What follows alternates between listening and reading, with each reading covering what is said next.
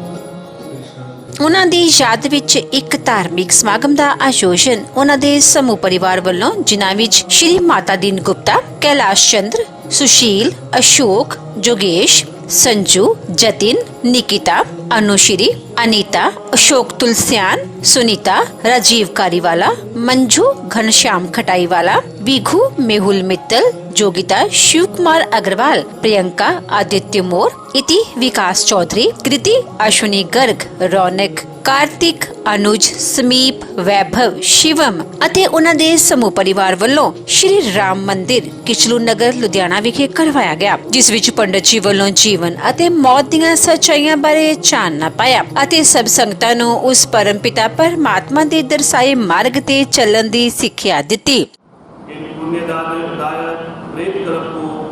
जो सुनता है और सुनाता है वे दोनों पाप से छूट जाते हैं। कहते कलयुग के अंदर हमें पता ही नहीं पाप क्या है और पुण्य क्या है। हम पुण्य उसे कहते हैं जिससे हमें आनंद मिले, जिससे हमारा कोई कार्य पूर्ण हो, हम उसे पुण्य कह देते हैं। और पाप क्या है? जिससे हमें कष्ट हो, कोई दुख मिले। लेकिन सत्य हमें कुदरत से मिलता है। हमारे सत्य सनातन धर्म में गरुड़ पुराण का जो पाठ परिवार को सुनने मात्र से कुछ पक्ष के लिए, कुछ पल के लिए यह एहसास करवाता है कि हम कहाँ गलत कहाँ सही है। कहते गलती होना बड़ी बात नहीं है, गलती का पश्चाताप ना होना बड़ी बुरी बात। जब हम गरुड़ पुराण में दिए हुए कर्मों के फलों को सुनते हैं कि बुरा कर्म करने से क्या फल मिलता है, अच्छा कर्म करने से क्या फल मिलता है, तो कुछ पल के लिए उन यातनाओं के बारे में सुनकर जीवित व्यक्ति की भी आत्मा कांप जाती है। कुछ समय के लिए ही सही, लेकिन वो एक बार सोचता है कि मुझे इन कर्मों से बचना है, कि भूल कर भी मैं कोई ऐसी भूल ना करूं कि मरने के उपरांत मेरे पास किसी भी प्रश्न का सवाल का जवाब ना हो। क्योंकि हम गरुड़ पुराण में जिन लोगों ने सुनी है वो तो जानते ही हैं, जिन्होंने नहीं सुनी, गरुड़ पुराण में कहा जाता है कि जब धर्मराज के आगे किसी मनुष्य को खड़ा किया जाता है और उसे उसके कर्मों का ज्ञान दिलाकर कहा जाता है कि जो तू यातनाएं भोग रहा है वो हमारे द्वारा नहीं, ये तेरी कमाई नहीं। झूठ सच बोलकर हम यहाँ की संपत्ति को 1 से 2, 2 से 4, 4 से 10 गुना कर सकते हैं, लेकिन जीवन की मृत्यु के पश्चात उस प्रभु के दरबार में जब हमारी आत्मा को पहुंचाया जाता है तो इस शरीर में रहकर उस आत्मा द्वारा जो कर्म होते हैं उसे भी भोगना पड़ता है। ये जीवन का सत्य है कि कर्म का फल अनिवार्य है। जैसा कर्म हम करते हैं उसका वैसा ही फल मिलता है। लेकिन संसारिक जीवन में हम क्या कहते हैं, मैंने अपने परिवार को पालने के लिए जिस कर्म को बनाया वो सही था या गलत, मुझे उससे मतलब नहीं है। लेकिन मैंने जो किया अपने परिवार को पालने के लिए, सुख देने के लिए, उनकी सुरक्षा के लिए, जो मुझे उचित लगा मैंने वैसा ही किया। बिना ज्ञान के हम ऐसा कह सकते, एक मानवीय जीवन में रहकर हम ऐसा कह सकते हैं कि जो हमारे लिए उचित है हमने वो किया, जो मेरे परिवार को सुख देने वाला है मैंने वो रास्ता अपनाया। अब वो सही है या गलत मुझे उससे फर्क नहीं पड़ता, ये हम जीते जी कह सकते हैं। और मरने के बाद जब उस परमात्मा के दरबार में हमारा सामना आना होता है ना, तो हमें वहाँ पूछा जाता है, यहाँ आप किसी का धन उधार लेके ना चुकाओ चल जाएगा, क्या होगा, वो झगड़ा करेगा, कोर्ट केस कर देगा, आपसे मेल जोल छोड़ देगा, बोलना बुलाना छोड़ देगा, बस इतना ही। वो झगड़ा करके फिर 4 दिन शांत रह जाएगा। लेकिन किसी का एक दाना अन्न भी हम चोरी कर अगर खा लेते हैं उसका भी फल हमें भोगना पड़ता है। ये गरुड़ पुराण से हमें समझ में आता है। हम जितने भी यहाँ बैठे हैं हम सनातनी लोग हैं। सनातन धर्म जो इस बात को मानता है कि धर्म क्या है, धर्म किसी को उपदेश देना धर्म नहीं है। धर्म रक्षो रक्षिता, कि धर्म को अपनाने से ही धर्म की रक्षा होगी। हम किसी को कह देते हैं बेटा मंदिर में जाया करो, बेटा बड़ों को प्रणाम किया करो, कह देते, बड़ी साधारण सी बात है, मुंह से निकल जाता है। छोटों को गलती करते हुए देखें और वो आजकल के बच्चे तो कह देते हैं आप तो नहीं करते, मुझे क्यों कहते हैं, आप तो नहीं जाते, हमें क्यों भेजते। तो धर्म की रक्षा तब होती है जब हम कहने का भी तात्पर्य उसे होता है जो खुद करता है। लोग धर्मो रक्षे रक्षिता, इसका मतलब क्या निकालते हैं, धर्म की रक्षा करने के लिए लट उठा लो, नहीं।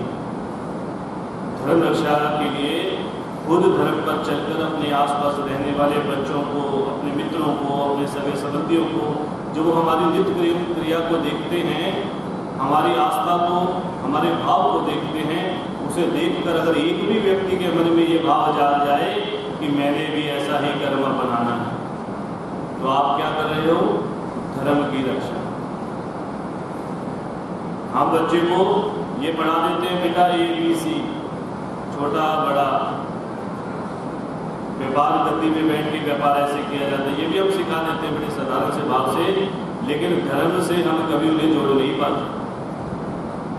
अब वो कहते हैं हमारे पिताजी सिखा के गए थे, गद्दी में सुबह उठो, घर में जोतपति माता टेको, जाकर गद्दी में बैठो, शाम को आओ, आके फिर उनके लिए दुकान का शटर ही मंदिर हो जाता है। ये हम ये जो मैं आपको बात बता रहा हूँ उसको कहने का मेरा भाव है, अगर मैं ये कह रहा हूँ धर्मो रक्षे रक्षिता, गरुड़ पुराण सुनने से अगर मरे हुए व्यक्ति भी गा बजाते हैं और जीवित व्यक्ति उसे सुनकर गा बजाता है, तो इसका हमारे जीवन में अनुसरण और एक याद रहनी चाहिए कि कर्म को करते समय इस बात का अवश्य ध्यान रखें कि अपने कर्म की, अपने हक की कमाई और अपने कर्म का फल भोगने के लिए हमें तैयार रहना चाहिए। ना दूसरे के हक को, ना दूसरे के धन को कभी भी हरने से हम अपने कमाए हुए अच्छे धन को भी नष्ट कर देते हैं।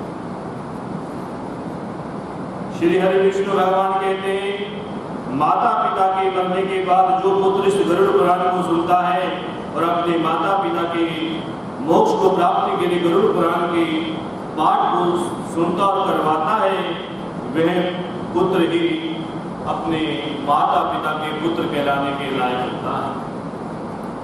मरने के बाद पिता की संपत्ति, पिता की जायदाद, पिता का वाहन, पिता का धन, ये सब बच्चे पा लेते हैं।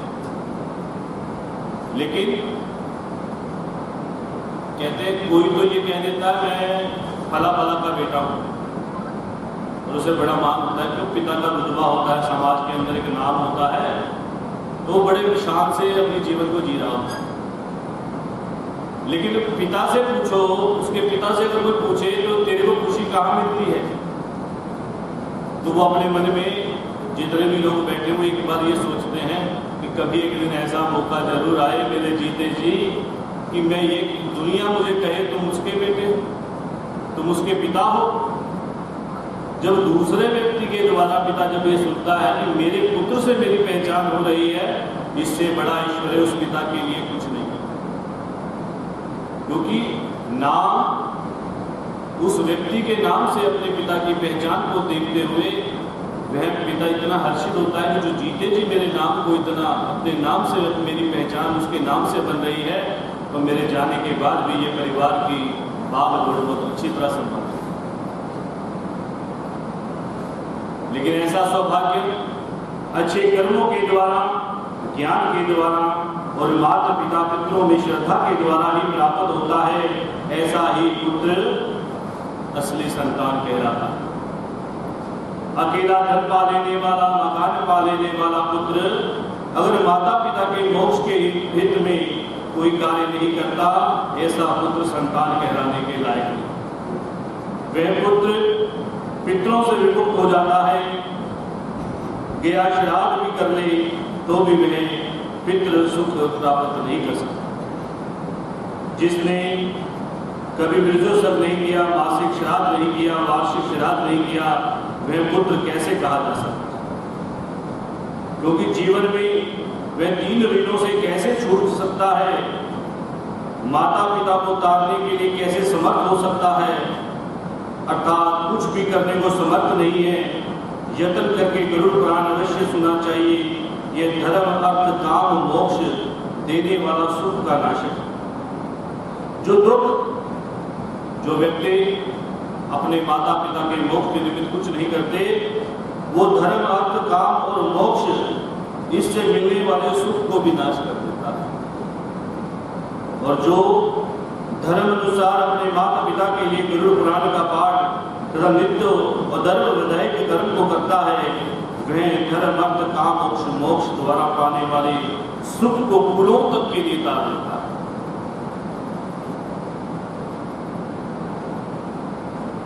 हमने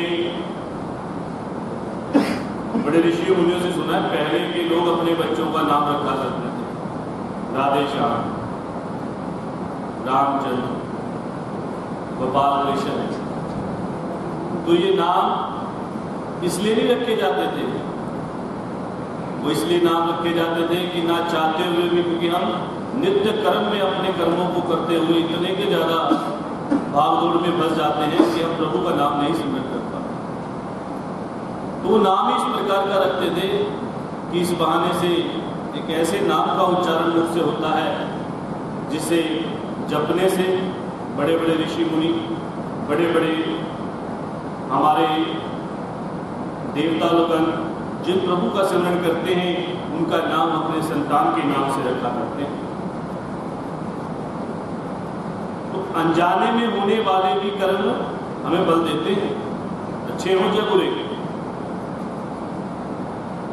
और कई लोगों को तो ये वहम होता है कि पता नहीं आज भेज दिया मंदिर में, ध्यान तो हमारा लग नहीं रहा। ध्यान ऐसे नहीं लगता। ये जो बात मैं आप लोगों को कह रहा हूं वो इसलिए है कि कहते ना, जब गलती पकड़ी जाए और उसकी डांट पड़ रही हो ना, तो कुछ पल के लिए तो सब लोग शर्मिंदा हो जाते हैं। जैसे पेड़ की छांव में खड़े होकर दूर से देखकर धूप को वो कहता है मैं तो ठीक हूं, छाया में खड़ा। और धूप में जलता हुआ व्यक्ति जब छाया को देखता है तो ये कहता है बस अब तो मेरा जो दुख है करने वाला है, मुझे छाया नहीं।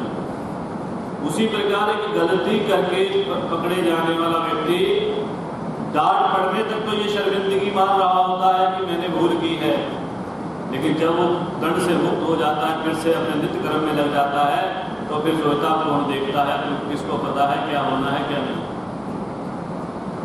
इतने बड़े भ्रम में, क्योंकि गरुड़ पुराण अगर किसी व्यक्ति ने सुनी है तो उसमें क्या कहा गया है कि प्रभु के द्वारा बनाई हुई इस सृष्टि के अंदर ऐसा एक शक्ति स्वरूप प्रकृति ऐसी मौजूद है कि अंधेरे में देख सकती है, दूर से सुन सकती है, और मन में पैदा होने वाले भाव को भी वो समझ सकती है। ये हमारे में शक्ति नहीं है कि हम किसी की चुप्पी को महसूस कर सकें ये मन में क्या सोचता है। अंधेरा कर लेने से, अंधेरे में बुरा कर्म कर देने से ये कभी मत सोचो किसी ने नहीं देखा, क्योंकि परमात्मा जिसकी बनाई हुई दुनिया है, जिसके बनाए हुई हम कठपुतली हैं, इस बनाई हुई कुदरत को जो बना रखा है, उसने इस व्यवस्था को ऐसा बनाया है जैसे एक पिता अपने घर में जब संतान को पैदा कर अपने परिवार और कुटुंब का पालन करता है, तो वो इस चीज का ध्यान रखता है कि मेरी औलाद सही रास्ते पे है या नहीं। जो गरुड़ पुराण में दिए हुए वचन है उसमें एक ही मात्र बात समझने लायक है कि प्रभु का सिमरन, प्रभु के प्रति नमन मन में रखते हुए अपने जीवन के कर्म को करते रहना चाहिए। जिस प्रकार से हम बड़े से बड़े अफसर बन जाएं, लेकिन उस अफसर बनकर हम माता पिता की अगर रिस्पेक्ट ना करें तो हमारे उससे पढ़े लिखे और उनसे पद पर बैठने का भी कोई मत नहीं है, क्योंकि जरूरी नहीं हर डीसी का पिता भी डीसी हो। कहते ना, यदि पिता ने थोड़ी मेहनत की तो पुत्र कहता है मैंने उससे भी अधिक मेहनत की तो मैं अधिक तरक्की करूं, लेकिन पिता ने वो थोड़ी सी तरक्की अगर नहीं की होती तो पुत्र भी इस लायक नहीं हो पाता कि वो उससे दुगनी तरक्की कर पाता। इसलिए गरुड़ पुराण में दी हुई बातें और हमारे सत्य सनातन धर्म में बताई हुई बातें हमें अनुसरण में रखनी चाहिए, और अपने परिवार में, अपने बच्चों में जिन बातों को हम देखना चाहते हैं, हम चाहते हैं हमारे बच्चे इस अच्छी बात को अपनाएं, तो उसके लिए जरूरी है कि पहले हम उस आदत को अपनाएं। हम खुद उस नित्य कर्म को करें। अगर हम किसी बच्चे को कहते हैं क्रोध को छोड़ दो, बेटा क्रोध में बात मत किया करो, तो उसके पहले खुद की एग्जाम्पल दिया कि मैंने क्रोध नहीं करके किसी कार्य को करा। इससे बड़ा कोई भी साधन नहीं है कि आप जैसा चाहते हैं वैसा उससे करवा सकते।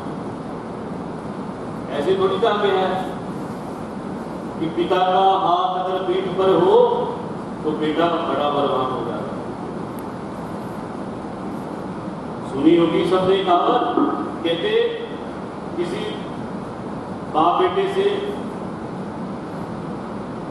एक उनके गुरु उसे प्रश्न किया, पहले पिता से पूछा कि तुम दोनों में से बलवान कौन है और तुम दोनों में से बड़ा कौन है। तो पिता से पूछा तो पिता ने कहा हम दोनों में से बड़ा मैं हूं और बलवान भी सबसे बड़ा मैं हूं। तो पुत्र से पूछा कि बेटा तू, कहता कि मैं बलवान नहीं हूं। और बड़ा तो बिल्कुल ही नहीं हूं। तो उनके गुरु ने क्या किया, पिता को बोला पुत्र के कंधे पे हाथ रख दीजिए और दोबारा से प्रश्न किया।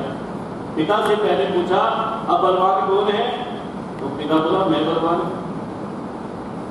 अब पुत्र से पूछा जो गुरु महाराज ने कि अब बताओ बलवान कौन है, तो पुत्र क्या कहता है, अब मैं सबसे बड़ा बलवान हूं।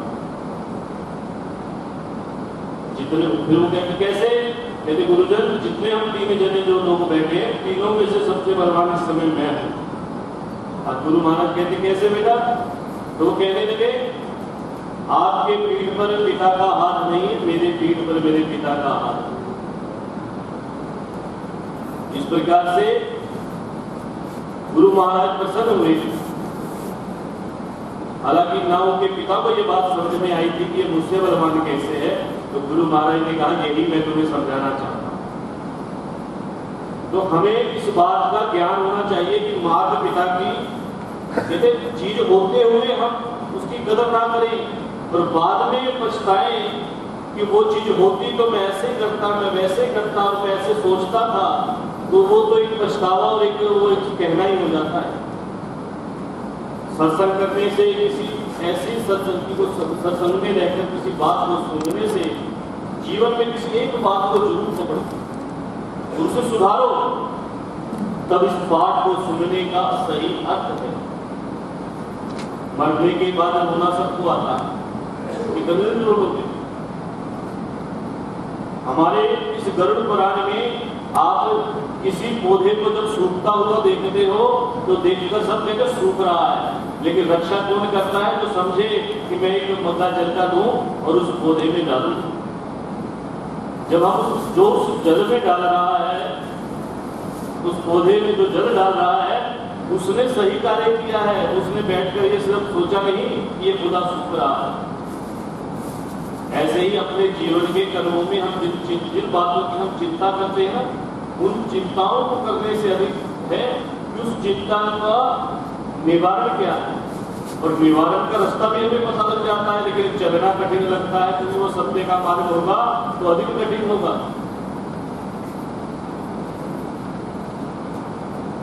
ये गरुड़ पुराण में दी हुई बातों का वर्णन तथा वृत्तांत है जिसे आप लोगों को समझना चाहिए। ये वो भाषा है जिस भाषा में आप समझ सकते हो, क्योंकि हम संस्कृत में बोले या गरुड़ पुराण में दी हुई उन कर्मों को सुनाए तो वो ये बात होता है किसी को डरा कर कराया तो क्या करवाया, समझा कर कराया तो समझ में आता है, डरा कर कराया तो क्या करवाया। हमारे लिए गरुड़ पुराण को सुनना और उसे सुनने मात्र रख लेना ही मोक्ष नहीं। इसे सुनकर समझकर अपने जीवन में होने वाले कर्मों में शुद्धि लाने से हम इस गरुड़ पुराण को सुनने के लायक। इस अंतिम शोक सभा में जो हमारे लिए राजकुमार गुप्ता सपुत्र श्री माता जी गुप्ता जो अपनी सांसारिक यात्रा पूर्ण कर प्रभु चरणों में जाने लगे, उनके लिए सब लोग एकत्रित हुए हैं। बहुत ही दुख तो ऐसा है अस्थायी, जब किसी की मृत्यु हो जाती है घर वालों को तो दुख होना स्वाभाविक है, जो उनसे मिलने वाले हैं थोड़ा सा भी स्नेह रखते हैं उनको भी बहुत दुख होता है। हमारे अजीज राजकुमार जी गुप्ता एक बहुत ही नेक इंसान, धार्मिक विचारों के पता नहीं ठाकुर को क्या मंजूर कहते हैं, उनको भी अपने दरबार में 6 आदमी की दरकार रहती है, एक एक करके अपने पास बोला हुए हैं। ये तो सही है कि आदमी अपनी आयु दिखाकर नहीं आता है, अपने श्वास दिखाकर आता है। जिस आदमी के, जिस इंसान के जितने श्वास होते हैं उतने श्वास पूरी कर अपना नफा नुकसान भुगता कर प्रभु के चरणों में जा विराजते हैं। कहते हैं एक दिन में आदमी 21,600 श्वास लेता है। 1 मिनट में 15 स्वस्थ आदमी के श्वास होते हैं और 24 घंटे में 21,600 श्वास। पहले सुनते आए हैं कि हमारे ऋषि मुनि हजारों वर्ष तक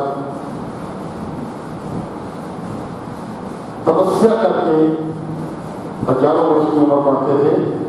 कारण क्या? एक श्वास जब सैकड़ों वर्ष अपना निकालते थे। लेकिन इस कलयुग में ये सब संभव नहीं है। जो भी इस परिवार पर विपदा आई है, पता नहीं ठाकुर जी को क्या मंजूर। इतना धार्मिक परिवार, बाबा श्याम के भक्त हर मंच पर अपनी उपस्थिति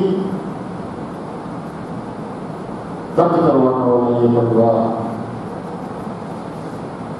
अब देखिए, पिछले साल राजकुमारी के छोटे भाई, उनका स्वर्गवास हो गया। 1 साल के बाद राजकुमार जी, कल की शादी थी राजकुमार के भतीजे की। आज ये घर शादी वाला घर होना था, लेकिन ठाकुर जी को क्या मंजूर, ये ठाकुर जी ही जान सकते हैं। कहते हैं किस बात का करे गुमान, लेख यहाँ किसने बाँचा है। तू मिलने लगी खुद से,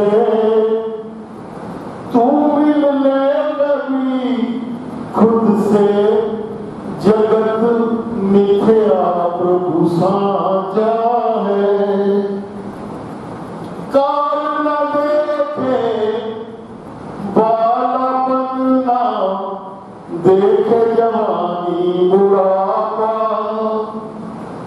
धनी धन ज्ञानी अज्ञानी, रूपा हो या रूपा, मोहलत न मिले पल की, काल को किसने आका है। एक मिनट की मोहलत नहीं मिलती है इंसान को। जब किसके दिन पूरे हो जाते हैं, श्वास पूरे हो जाते हैं, इस पृथ्वी पर से जाना नहीं पड़ता है।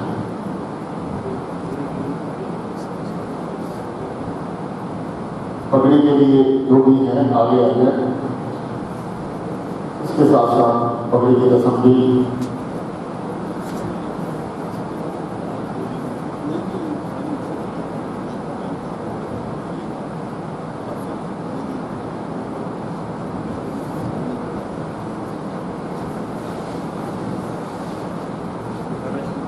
कहते हैं। आदमी कई दफे ये बात होती है कि आदमी की आयु कितनी, आदमी की तो आयु इतनी ही है कि श्वास बाहर छोड़ा, वापस आ गए तो आदमी की आयु निदिवंगत हो गई। इतना कुछ सब कुछ जानने के बाद भी आदमी अपने लालच से इन चीजों को जानकर भी अमृत के बना हुआ है, जानने को तैयार नहीं। आदमी जब तक जिंदा है, जब तक वो हमारा अपना है, मरने के बाद कभी किसी का फोन, घर में किसी की मृत्यु हो जाए, आज तक कभी भी किसी ने फोन करके ये नहीं पूछा होगा कि भाई कितनी देर रखोगे, यही पूछते कब लेकर जाओगे भाई, क्या प्रोग्राम है। इसके बावजूद भी हर इंसान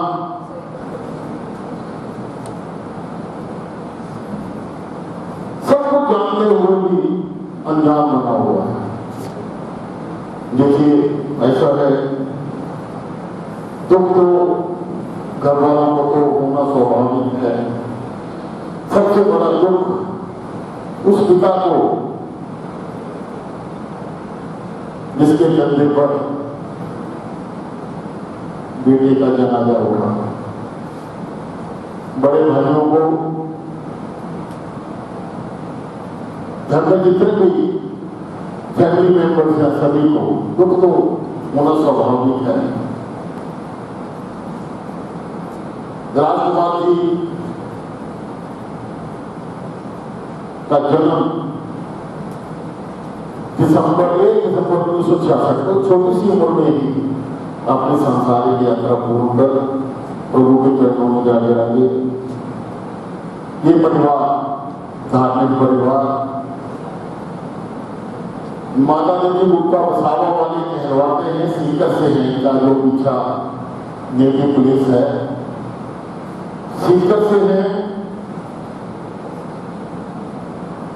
माता श्री की स्वर्ग में बैठी हुई भी सोच रही होंगी मेरे बच्चों के साथ ये क्या अनुभूति हो गई। भाई सुशील जी, सुपत्नी मंजू गुप्ता, भाई अशोक, सुपत्नी सुनीता गुप्ता, छोटा भाई उनका जिनके पिछले साल आसमाइक मृत्यु हो गई थी, उनकी पत्नी रजनी गुप्ता, छोटा भाई लोकेश, पत्नी उनकी प्रतिभा गुप्ता, इनका पुत्र जगन, पत्नी निकिता गुप्ता, इनकी पत्नी राजीव जी, राजकुमार जी की पत्नी संजू गुप्ता, पुत्री अनुश्री, बहन बहनोई अनिता अशोक जी चौरसिया मुंबई से, सुनीता राजीव जी करीवाला सूरत से, मंजू घनश्याम जी जयपुर से, उनके चाचा श्री कैलाशी गुप्ता, कजन इनके चचेरे भाई दिनेश मंजू, मनोज सुधा, कमल रेणु, चंद्र प्रकाश चारू, इनके भतीजे रौनक कार्तिक अरुण सलीम, वैभव शिवम, भतीजी दामाद विदु मेहरुद्दीन मित्तल जोधपुर, योगिता शिव कुमार अग्रवाल जयपुर, वृंदा आदित्य जी मौर सूरत, इति विकास जी चौधरी सूरत, कृति अश्विनी जी गढ़ किशनगढ़, भांजी दामाद नेहा सुशील जी कैलाश मुंबई, नुपुर गोविंद अग्रवाल चली। ससुराल पक्ष से हैं गोपाल जी अग्रवाल, केदारलाल अग्रवाल, कृष्ण कुमार अग्रवाल, विष्णुदत्त अग्रवाल, श्रीरंजन अग्रवाल, विजय कुमार अग्रवाल, मनमोहन जी अग्रवाल, संजय अग्रवाल, राजा अग्रवाल।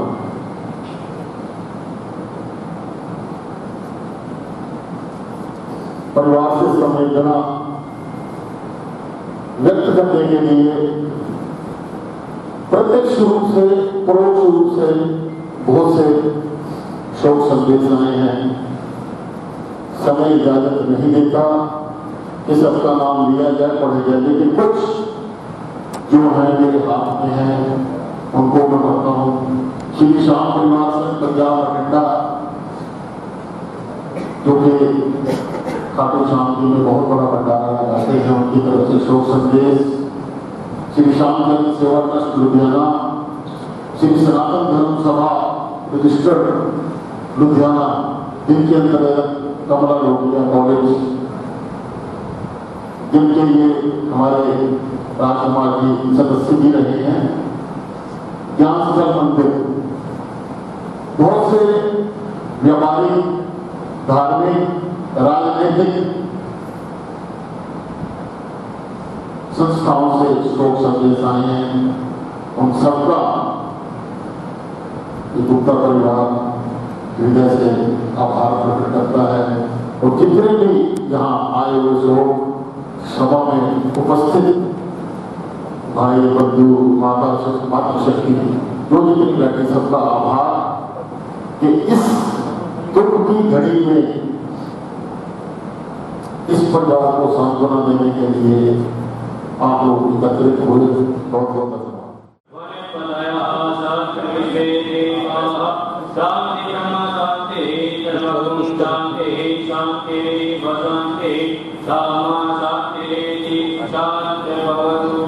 परिवार की ओर से निवेदन है कि जितने भी सदस्य शोक सभा में आए हैं वे सभी लंगर का प्रसाद ग्रहण करके जाएं, चाय का प्रसाद लेकर जाएं और इस गुप्ता परिवार के साथ सबने जितने व्यक्ति यहाँ पर आए अपना कीमती समय निकाल कर उन सब व्यक्तियों के लिए बहुत बहुत धन्यवाद। आपका यह कीमती समय आपने व्यक्त किया गया उसका बार बार आभार प्रकट करते हैं।